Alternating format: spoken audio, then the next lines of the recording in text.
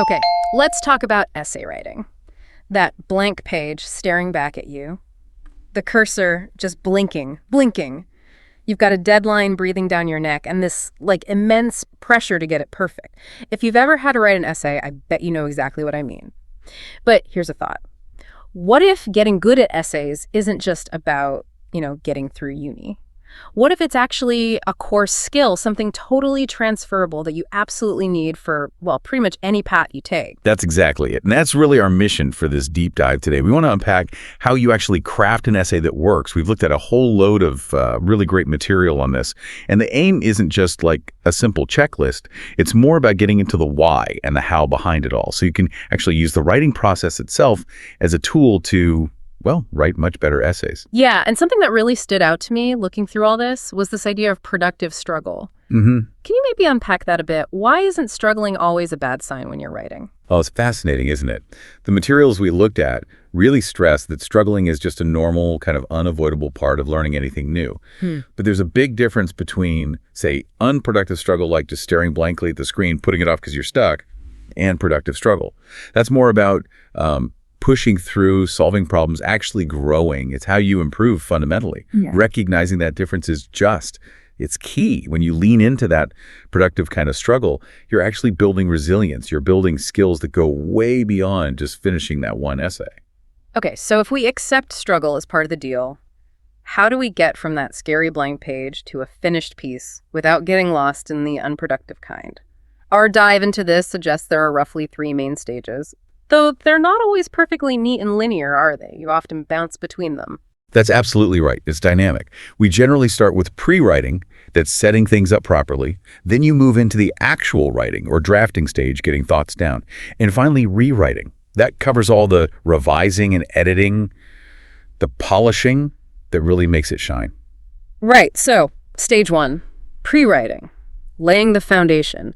Where does that actually start? Because one thing that surprised me was this emphasis on oral language before writing. Yeah, it's often overlooked, Yeah. but it can be a real game changer. The basic idea is, students cannot write what they can't articulate. Makes sense, right? If you can't actually say it out loud clearly, writing it down formally is going to be really hard. So before you even think about typing, the suggestion is talk about your ideas. Chat with someone, a friend, maybe record yourself talking through it. It just helps clarify your own thinking, figure out what you really want to say before you try to pin it down in words. It's like a rehearsal. That makes a ton of sense. A mental warm-up. Okay, so after you've talked it through, what about getting those ideas down visually? Brainstorming techniques. Exactly. Once you've verbalized, brainstorming helps capture those thoughts. Several good methods came up. First, T-charts. These are brilliant for comparing 2 things side by side. Let's say you're comparing, learning in class versus learning online. You draw a big T, label the columns, list pros and cons or just features for each, like in class might have easier to ask questions, see friends. Online could be flexible hours, study in PJs. It forces you to categorize and compare visually, which really helps later when you're structuring paragraphs. I can totally see that. Makes organizing easier. What else? Any other visual ways? Yeah, there's clustering or mind mapping. You probably know this one. It's more free-flowing. You put your main topic in the middle, say, Curly's wife, from Of Mice and Men. Then you branch out with related ideas. Her description, how others see her, her dreams, her loneliness. Then you can branch off those with specific details or examples. It helps you see connections and maybe different angles for your essay. Right, mapping it all out. But what about when you just freeze? Total writer's block. Yes. That's where free writing is gold. It's basically about exploring what you already know and just breaking through that inertia. You set a timer, maybe 10 minutes, and just write. Nonstop. Don't worry about grammar, spelling, making sense, anything. Just keep the pen moving or fingers typing. The goal isn't quality, it's just output. Getting words down, bypassing that internal critic. Oh, and briefly, there are also the journalist's questions: who, what, where, when, why, how. Just running through those can sometimes spark ideas or ensure you've covered the basics. Okay, so lots of ways to get ideas flowing. Once we have that raw material, the next bit of pre-writing is planning and structure, giving it shape. Absolutely crucial. And the cornerstone of that structure is your thesis statement. Think of it as your main argument, your central point. But it's more than that. It's the roadmap for your whole essay. It tells the reader what you're going to argue and how you'll approach it. The scope, purpose, direction usually sits near the end of the introduction. Yeah. And it really needs to be clear and ideally engaging. Like a promise to the reader. Got it. How do we make sure the structure itself is solid? Well, one practical tip is to pick just one graphic organizer for each type of essay you write often. Like, have a go-to template for argumentative essays, another for analysis. It helps internalize the pattern, take some guesswork out.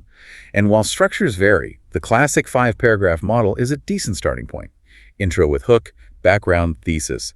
Then usually 3 body paragraphs, each with its own topic sentence and supporting evidence.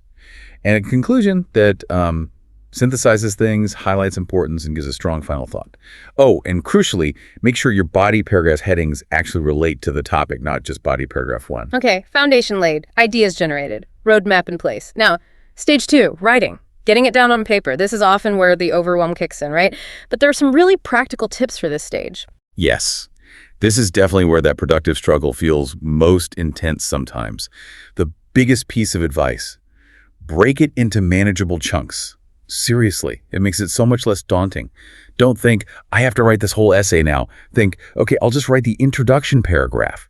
Maybe set a timer 5 minutes just for the intro. Small goals build momentum. That feels achievable. What if you're just stuck on how to phrase things, like finding the right words?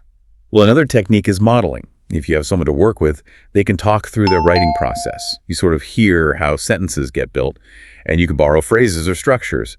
If you're working alone, you could try thinking aloud, maybe even dictating a first draft. Or just look at good examples of writing in your field, see how they do it. Not copying content, but observing style. Okay. And for just getting started, like that very first sentence. Sentence starters can be like little icebreakers. Simple things like, did you know? Or, it's interesting that, or, without a doubt. They just get you rolling. And here's a tiny, almost silly-sounding tip, but apparently effective for reluctant writers. Use half a sheet of paper instead of a full one. Less intimidating.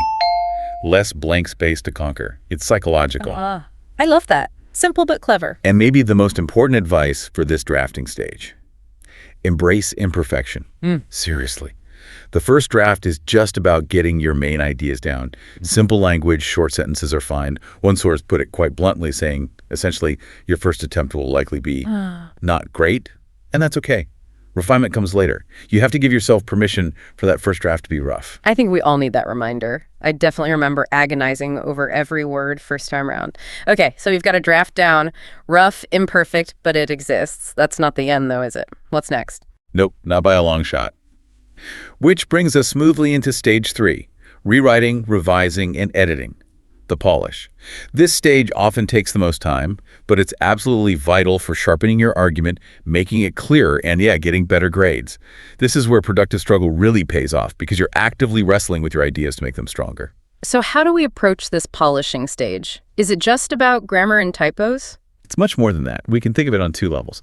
There's global editing, the big picture stuff, and then local editing, the sentence level details. For the global view, the number one thing is clarity and conciseness. The sources really hammered this home. Clarity is more powerful than complexity. So practical tips. Break up super long sentences into shorter ones. Better rhythm, easier to follow. Use the active voice where it makes sense. It's usually more direct, more engaging. Use strong, specific verbs instead of wishy-washy ones like do or make or get. Simplify words use instead of utilize. Be brutal with redundancy. Cut filler phrases that don't add meaning. Things like due to the fact that just say because at this point in time, just say now, cut the fat. Right, trimming the fat. That takes discipline. Okay, so that's clarity at the sentence level. What about the bigger picture, the overall structure and flow during this global edit? That's structure and cohesion. You need to check. Does it all hang together logically? Does it actually answer the essay question? Remember, each paragraph should focus on one main idea. And you need good transitions between paragraphs, words like therefore, however, in contrast, furthermore. They're like signposts, guiding the reader smoothly through your argument. Makes it feel connected. Okay, smooth transitions, clear paragraphs. What about the core argument itself? The evidence. That's key, surely. Absolutely fundamental. You've got to back up your claims with well-chosen, well-analyzed evidence, like quotations. The sandwich metaphor is a useful way to think about integrating quotes. Introduce the quote, top bread. Give the quote itself the filling. Then crucially explain why it's there and how it supports your point, bottom bread. Don't just drop quotes in. A really strong essay also anticipates counterarguments or objections. You might refute them, concede a small point, or qualify your own claim. Shows you've thought deeply. And of course, watch out for logical fallacies like assuming causation just because two things happen together, or making sweeping generalizations from limited evidence. They kill your credibility. That quote sandwich is a great visual. And the conclusion, we know it's not just a summary. Definitely not. A good conclusion shouldn't just repeat the intro. It should offer an engaging final statement on what you've shown or argued. Leave the reader with something new to think about. Maybe pose a further question, suggest wider implications, or end with a powerful, relevant quote. Just please avoid starting with "in conclusion." It's clunky. Oh, and related to structure, filter your information. Stick to the question. Don't try to cover too much. Everything needs to serve your main thesis. Okay, that's the big picture, the global edits. Let's zoom in now to local editing, the finer details. Right, the micro-level stuff. Proofreading for typos and small errors is essential. Always reread carefully before you submit or print. Spell checkers help, but they miss loads, context errors, wrong words that are spelled correctly. A great tip is to leave it for a day or two if you can. Come back with fresh eyes, you'll spot more. And don't forget formatting. Seems minor, but messy formatting makes your work look sloppy no matter how good the ideas are. Pay attention to font, margins, page number spacing. Follow whatever guidelines you've been given. Good point. And then there's the big one, citations and referencing, academic integrity. Causes a lot of anxiety, this one. It really does, but it's non-negotiable. Avoiding plagiarism is critical. Plagiarism is basically using someone else's work or ideas without crediting them. Intentional or not, it's serious. So you must reference your sources properly. You must rephrase ideas in your own words, and you never pass off a direct quote as your own sentence structure. Proper citation shows your research, gives credit, lets readers follow up. Use credible sources, follow the required style guide like APA, MLA, whatever. Also, quick point, watch out for self-plagiarism. Oh yeah, reusing your own old work without saying so. Double dipping. Exactly. Generally frowned upon in academia. Just be aware of it. The best rule of thumb for any citation issue: when in doubt, cite. If you're not sure if it's common knowledge, just add the citation. Better safe than sorry. Also, think about your reporting verbs, the words you use to introduce quotes or paraphrases, like argues, suggests, claims, observes. Varying these adds nuance. Smith argues are different from Smith suggests. And a neat trick: use the citational present tense, like Smith, 1983, argues, even though 1983 was ages ago. It treats the research as still relevant, still speaking to the current discussion. That's a subtle but powerful technique. Okay, nearly there. Finally, the real nitty-gritty, punctuation and sentence structure at the local level. Yeah, seems small, but good punctuation massively increases readability, helps the reader follow your thinking. Watch out for run-on sentences cramming too much in without proper breaks, and comma splices wrongly joining two full sentences with just a comma. These trip the reader up. Aim for clarity, and try to vary your sentence length and structure. Mix short, punchy sentences with longer, more complex ones. Keeps things interesting. Right, so we've gone through pre-writing, writing, rewriting, global, local. It's a lot. But it all seems to circle back to that idea we started with, doesn't it? Mastering productive struggle. Absolutely.